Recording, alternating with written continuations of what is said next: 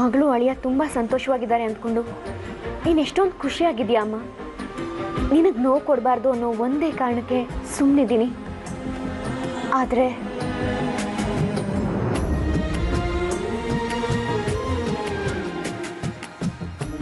ಇಲ್ಲಿಂದ ಹೋಗೋದ್ರೊಳಗೆ ಹೇಗಾದರೂ ಮಾಡಿ ಇವಳು ಕೋಪ ಕಡಿಮೆ ಆಗೋ ಹಾಗೆ ಮಾಡಲೇಬೇಕು. ನಿಂದೇನು ತಪ್ಪಿಲ್ಲ ಅಂತ ನನಗೆ ಅರ್ಥ ಆಗಿದೆ. ಸದಾಶಿವ ಸಿಕ್ಕಿದ್ರು.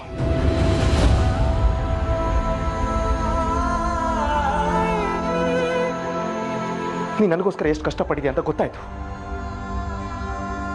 ಇದೆಲ್ಲದ್ರ ಹಿಂದೆ ಯಾರ ಕೈವಾಡ ಇದೆ ಅನ್ನೋದು ತಿಳಿತು. ನಿನ್ನ ಮೇಲೆ ಅನುಮಾನ ಪಟ್ಟು ನಿನ್ನ ಮನಸ್ಸಿಗೆ ನೋವು ಮಾಡಿದೆ. ನನ್ನ ದಯವಿಟ್ಟು ಕ್ಷಮಿಸು ಶ್ರದ್ಧಾ.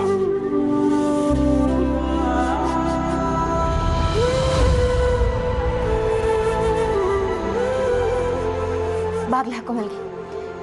ಸುರೇಶ ಬಂದು ಡಿಸ್ಟರ್ಬ್ ಮಾಡ್ಬೋದು.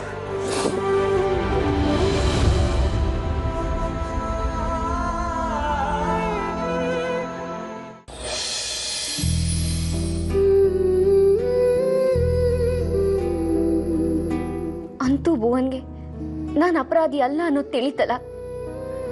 ದೇವ್ರು ನನ್ನ ಕೈ ಬಿಡ್ಲಿಲ್ಲ. ನಾನು ನಿನ್ನ ಮೇಲಿಟ್ಟಿದ್ದ ನಂಬಿಕೆನ ನೀನು ಸುಳ್ಳು ಮಾಡಲಿಲ್ಲ ದೇವ್ರೆ. ಇಷ್ಟು ದಿನ ಅದೆಷ್ಟು ಹಿಂಸೆ ಪಟ್ಟಿದ್ದೀನಿ.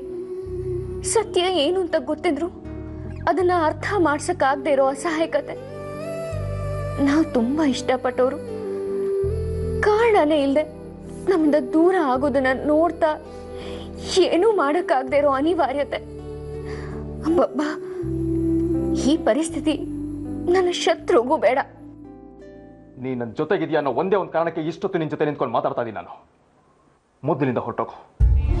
ಆದ್ರೆ ನನ್ನ ಪ್ರಾಮಾಣಿಕತೆಗೆ ಏನ್ ಬೆಲೆ ಸಿಕ್ಕ ಹಾಗಾಯ್ತು. ಭುವನ್ ಮತ್ತೆ ನನ್ನ ಹತ್ರ ಬಂದಿದ್ದು ಖುಷಿನೇ ನಿಜ.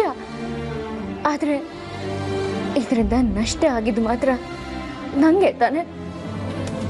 ಒಬ್ಬ ಮನುಷ್ಯ ಸ್ವಂತಕ್ಕೆ ಏನೋ ಯೋಚನೆ ಮಾಡದೆ ವಾಸ್ತವ ಏನು ಅನ್ನೋದನ್ನ ಎಲ್ಲ ಕಡೆಯಿಂದ ನೋಡಿ ಅರ್ಥ ಮಾಡ್ಕೊಳ್ಳೋಕೆ ಪ್ರಯತ್ನ ಪಡೆದಿದ್ರೆ ಏನಾಗುತ್ತೆ ಅನ್ನೋದಕ್ಕೆ ನನ್ನ ಭುವನ್ ಲೈಫಲ್ಲಿ ನಡೆದಿರೋ ಘಟನೆಗಳೇ ಸಾಕ್ಷಿ. ನಾನು ಯಾಕೆ ಇಷ್ಟೊಂದು ಯೋಚನೆ ಮಾಡ್ತಿದ್ದೀನಿ? ಎಲ್ಲ ಸರಿ ಹೋದ್ಮೇಲೆ ಇನ್ನೇನು ಮಾಡೋದು ಅನ್ನೋದೇ ಗೊತ್ತಾಗದೆ ಒತ್ತಾಡ್ತಿದ್ದೀನಲ್ಲ. ಏನಾಗ್ತಿದೆ ನನ್ನ ಮನಸ್ಸಲ್ಲಿ ಅನ್ನೋದು ನನಗೆ ಅರ್ಥ ಆಗ್ತಿಲ್ಲ. ಏನಾಗಿದೆ ನನಗೆ? ಏನ್ ಮಾಡ್ಲಿ ನಾನು?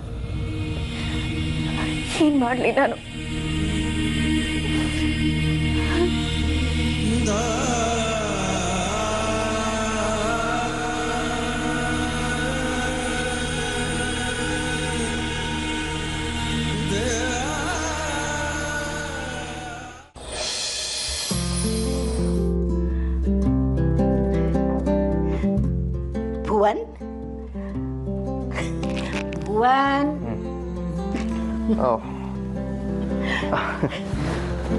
ಅಬ್ಬಾ, ಏನು ಒಳ್ಳೆ ನಿದ್ದೆ ಅಂತೀರಿ. ಹಬ್ಬದ ಊಟ ತಿಂದ್ರೆ ಹಾಗೆಪ್ಪ. ನೀವಿಷ್ಟು ಚೆನ್ನಾಗಿ ಅಡುಗೆ ಮಾಡಿದ್ದೀರಿ. ಇನ್ನೇನು ಮಾಡೋದು ಹೇಳಿ. ಟೀ ಕುಡಿ, ಫ್ರೆಶ್ ಆಗ್ತೀಯ. ಬಾ. ಬಂದೆ. ಶ್ರದ್ಧಾ, ಇಬ್ರು ಬನ್ನಿಮ್ಮ, ಟೀ ಕುಡೀರಿ.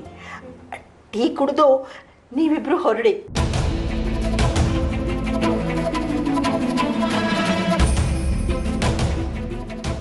ಖಂಡಿತ ಬರಲ್ಲ ಭುವನ್. ಆದರೆ ಅಮ್ಮಂಗೆ ಹೇಗೆ ಹೇಳೋದು ನಾನು? ನಿನ್ನ ಹೆಂಡ್ತಿನ ನಾನು ಹೆಚ್ಚು ಹೊತ್ತು ಇಟ್ಕೊಳ್ಳಲ್ಲಪ್ಪ. ಸರಿ ಸರಿ ಅತ್ತೆ. ಶ್ರದ್ಧಾ, ಪ್ಯಾಕ್ ಮಾಡ್ಕೊ, ಹೊರಡೋಣ. ಬನ್ನಿಪ್ಪ, ಬೇಗ ಬನ್ನಿ, ಟೀ ಆರೋಗುತ್ತೆ. ಹಾಂ.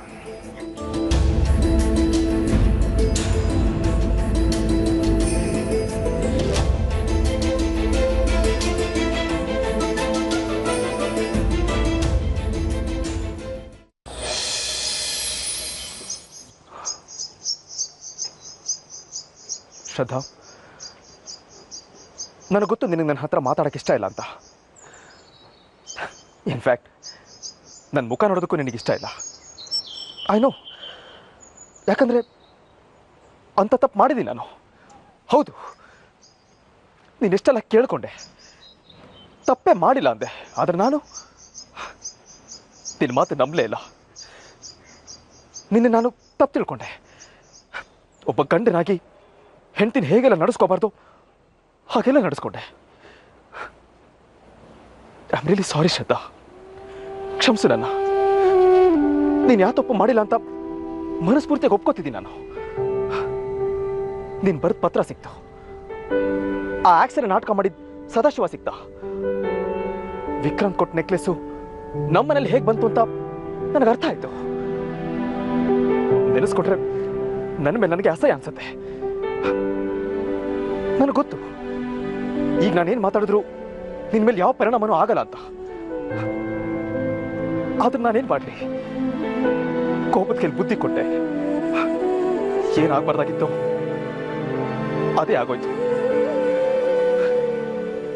ಐ ಆಮ್ ಸೋ ಸಾರಿ ಶ್ರದ್ಧಾ, ಕ್ಷಮಿಸ್ತೀಯ ನನ್ನ ಪ್ಲೀಸ್?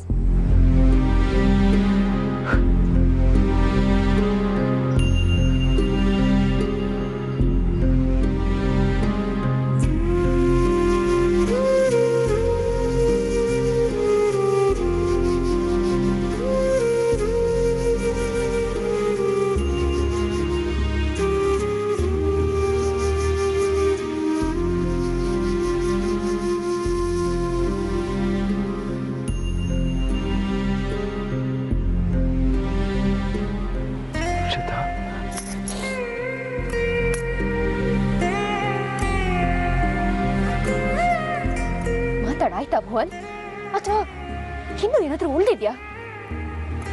ಇಲ್ಲ ಶ್ರದ್ಧಾ, ಇನ್ನೇನು ಹೇಳೋದಿಲ್ಲ ನನಗೆ. ಸಾರಿ, ನಿಜವಾಗ್ಲೂ ಮನಸ್ಸಿಂದ ಹೇಳ್ತಾ ಇದ್ದೀನಿ ನಾನು. ಮನಸ್ಸು ನಿಮ್ಮೊಬ್ಬರಿಗೆ ಮಾತ್ರ ಇರುತ್ತಾ?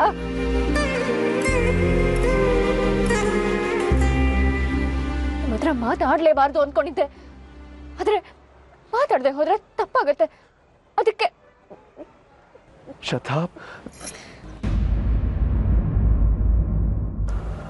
ಏನ್ ಅಂದ್ಕೊಂಡಿದ್ದೀರಿ ಭುವನ್? ಬೊಂಬೆ ತರ ಕಾಣಿಸ್ತೀನ ನಾನು? ಆಟದಲ್ಲಿ ಕುಣಿಯೋ ಬೊಂಬೆಗಾದ್ರೂ ಒಂದು ಗೌರವ ಅನ್ನೋದಿರುತ್ತೆ, ನಂಗದು ಇಲ್ಲ. ನೀವು ದೊಡ್ಡ ರಾಕ್ ಸ್ಟಾರು, ಸಾವಿರಾರು ಜನ ಅಭಿಮಾನಿಗಳಿದ್ದಾರೆ, ಪ್ರೀತಿ ಹಂಚ್ಕೊಳ್ಳೋರಿದ್ದಾರೆ. ಆದ್ರೆ ನನಗೆ ಒಬ್ಬರೇ ಸ್ಟಾರ್ ಆಗಿದ್ರೆ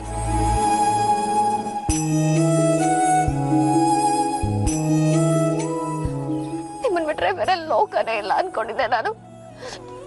ನಿಮ್ಮಪ್ಪನ ಬಗ್ಗೆ ನಿಮ್ಮಮ್ಮನ ಬಗ್ಗೆ ನನಗೆ ಸತ್ಯ ಗೊತ್ತಾದಾಗ ತುಂಬಾ ದುಃಖ ಪಟ್ಟಿದ್ದೆ. ಇನ್ಯಾವತ್ತೂ ನಿಮ್ಗೆ ಈ ರೀತಿ ಕಷ್ಟ ಬರಬಾರ್ದು, ನಾನು ನಿಮ್ಮನ್ನ ಅಷ್ಟು ಚೆನ್ನಾಗಿ ನೋಡ್ಕೋಬೇಕು ಅನ್ಕೊಂಡಿದ್ದೆ. ಎಲ್ಲ ಸೇಡು ದ್ವೇಷ ಮರೆತು ನೀವು ನಂಗೆ ಹತ್ರ ಆಗ್ತಿದ್ದೀರಿ ಅನ್ಕೊಂಡೆ. ಆದ್ರೆ ನೀವು ಚೆನ್ನಾಗೆ ಪಾಠ ಕಲಿಸಿದ್ರಿ ಬಿಡಿ.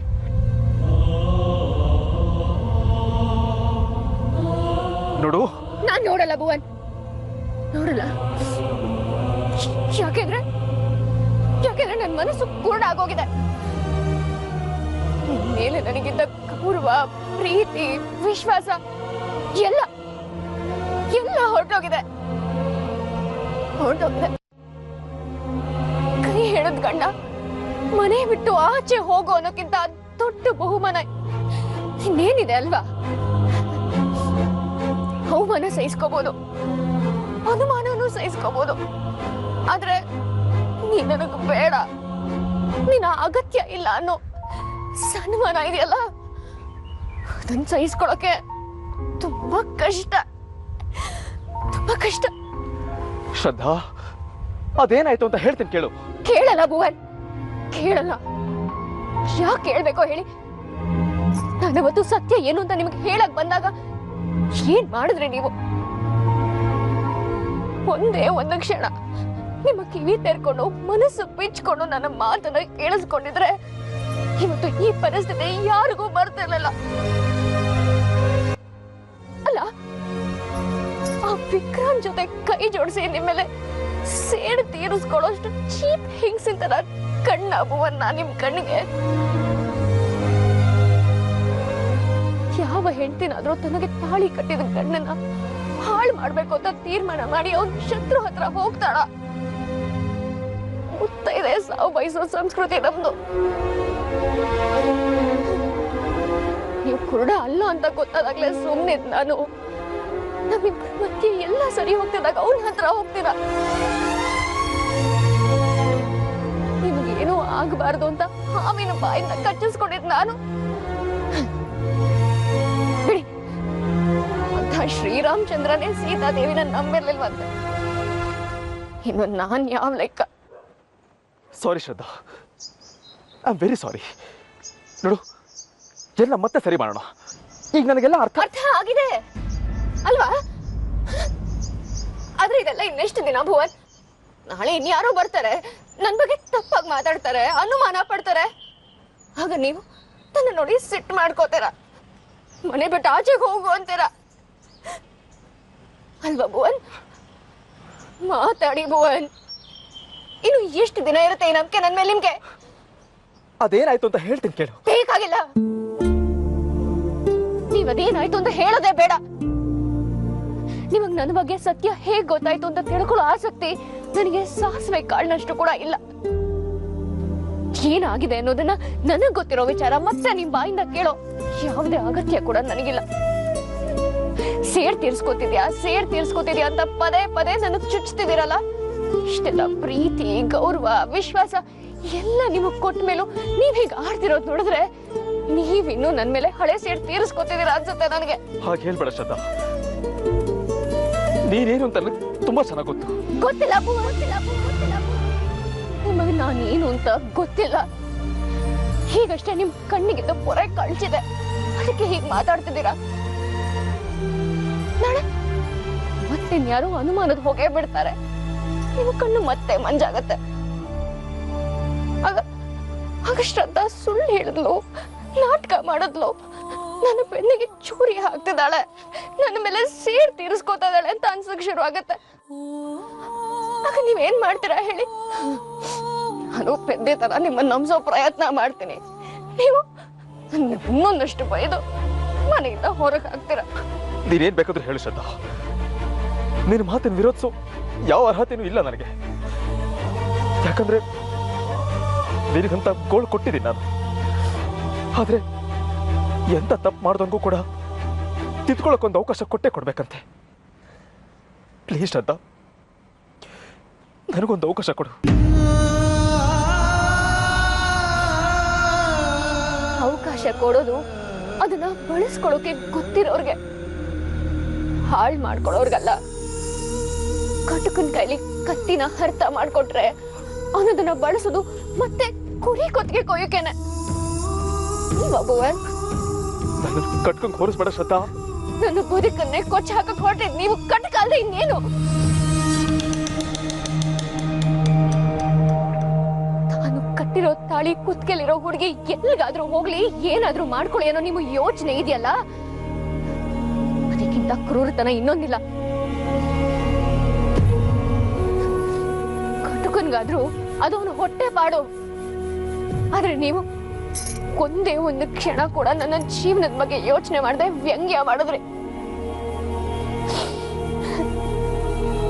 ಈ ಸಮಾಜದಲ್ಲಿ ಒಂದು ಹೆಂಗಸು ಬದುಕೋದು ಎಷ್ಟು ಕಷ್ಟ ಅಂತ ಗೊತ್ತಿದ್ದು ನಿಮ್ಮ ಮನೆಯಿಂದ ಹೊರಡೋ ಹಾಗೆ ಮಾಡಿದ್ರಿ. ಕರುಣೆನೇ ಇಲ್ಲ ಅಲ್ವಾ ನಿಮ್ಗೆ?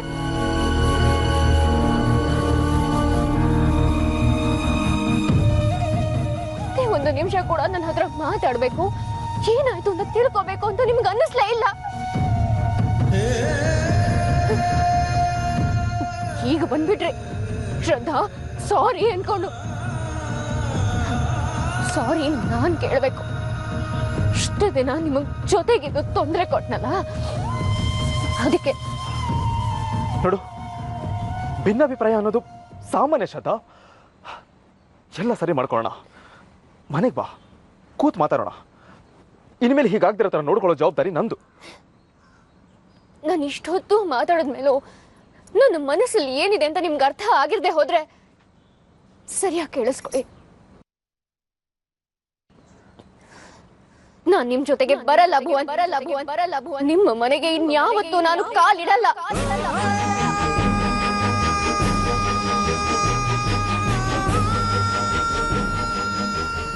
ಚಿಕ್ಕ ಬೇಜಾರಾಗತ್ತೆ. ಅವ್ರನ್ನ ಸಾರಿ ಕೇಳಿದೆ ಅಂತ ಹೇಳಿ ನನಗೇನು ಉಳ್ಕೊಂಡಿಲ್ಲ. ಅಲ್ಲಿ ನಂದನವನ ಆಗತ್ತೆ ಅನ್ಕೊಂಡು ಹೋಗಿದ್ದ ಜಾಗ ನನ್ನ ಪಾಲಿಗೆ ಜ್ವಾಲಾಮುಖಿ ಆಗೋಯ್ತು. ಹಾಗೆ ಹೇಳ್ಬೇಡ ಶ್ರದ್ಧಾ. ಹೇಳೋಕೆ ಇನ್ನೇನು ಉಳ್ದಿಲ್ಲ ಭುವನ್. ದಯವಿಟ್ಟು ಇಲ್ಲಿಂದ ಹೊರಡಿ. ನನ್ನ ಪಾಲಿಗೆ ಎಲ್ಲ ಮುಗ್ದು ಹೋಯ್ತು. ಇಲ್ಲೇ ಇರ್ತೀನಿ ನಾನು. ಯಾವತ್ತು ನಿಮ್ಮ ಮನೆಗೆ ಬರಲ್ಲ, ನಿಮ್ಮ ಹತ್ರನೂ ಬರಲ್ಲ. ತುಂಬಾ ಕಷ್ಟಪಟ್ಟು ಜೀವನದಲ್ಲಿ ತುಂಬಾ ದೊಡ್ಡ ಪಾಠ ಕಲ್ತಿದ್ದೀನಿ. ಅದನ್ನ ಮರೆಯಕ್ಕೆ ಇಷ್ಟ ಇಲ್ಲ ನನಗೆ. ಇನ್ಮೇಲೆ ನಮ್ಮಿಬ್ಬರ ಮಧ್ಯೆ ಯಾವ ಬಂಧನೂ ಉಳಿದಿಲ್ಲ.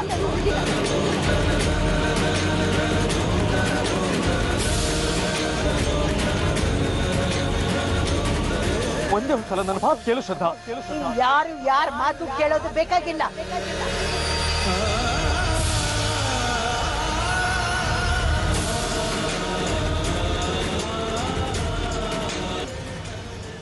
ಅತ್ತೆ. ಅಮ್ಮ. ಹೌದು, ನಾನೇ. ಅಮ್ಮ, ನೀನ್ ಯಾವಾಗ ಬಂದ್ಯಮ್ಮ?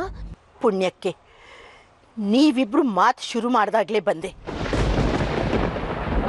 ಕೊನೆಗೆ ಬರಲಿಲ್ಲ. ಹೀಗಾಗಿ ಎಲ್ಲ ಮಾತನ್ನು ಕೇಳಿಸ್ಕೊಂಡೆ.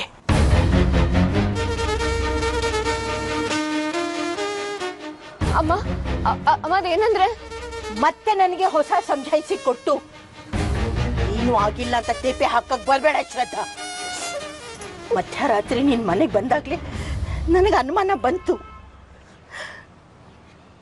ಈಗ ಅರ್ಥ ಆಯ್ತು. ಹಾಗಂತ ಪೂರ್ತಿ ಅರ್ಥ ಆಗಿಲ್ಲ. ಅದನ್ನ ನಿನ್ನ ಹತ್ರ ಆಮೇಲೆ ಕೇಳ್ಕೊತೀನಿ ಬಿಡು. ಅತ್ತೆ, ನಿಮಗೆಲ್ಲ ಗೊತ್ತಾಗಿತ್ತು ಒಂದ್ ಅರ್ಥದಲ್ಲಿ ಒಳ್ಳೇದೆ. ನೀವಾದ್ರೂ ಹೇಳಿ ಶ್ರದ್ಧಾಗೆ. ಅಮ್ಮ,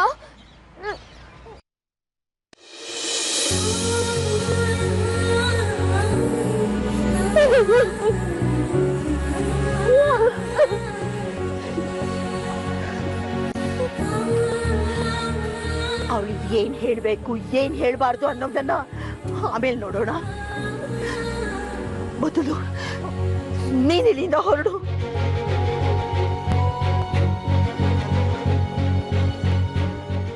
ಅತ್ತೆ. ಹೌದು ಭುವನ್, ನೀನ್ ಮೊದಲು ಇಲ್ಲಿಂದ ಹೊರಡು. ಅವತ್ತಿನ ಅಳಿಯ ಬಂದ ಅಂತ ಖುಷಿಲಿದ್ದೆ ನಾನು. ಆದರೆ ನೀನ್ ಯಾಕೆ ಬಂದೆ ಅಂತ ಈಗ ಗೊತ್ತಾಯ್ತು. ಏನು ಮಾತಾಡ್ದೆ. ನೀನ್ ಮೊದಲು ಇಲ್ಲಿಂದ ಹೊರಡಪ್ಪ. ನೀವೂನು? ನನಗೆ ನನ್ನ ಮಗಳು ಎಲ್ಲಕ್ಕಿಂತ ಮುಖ್ಯ ಭುವನ್.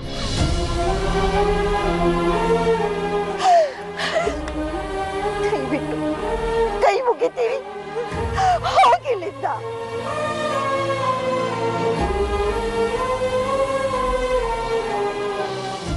ನೋಡಿ, ನೀವು ಅವಳು ಬುದ್ಧಿ ಹೇಳಿ ಕಳಿಸ್ಕೊಡ್ತೀರಾ ಅನ್ನೋ ನಂಬಿಕೆ ನನಗಿದೆ. ಯಾಕಂದ್ರೆ ಖಂಡಿತ ನಾನು ಕೆಟ್ಟೋನಲ್ಲ.